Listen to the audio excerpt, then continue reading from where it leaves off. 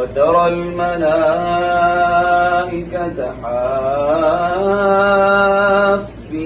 من حول العرش يسبحون بحمد ربهم وقضي بينهم بالحق وقيل الحمد لله رب العالمين. بسم الله الرحمن الرحيم.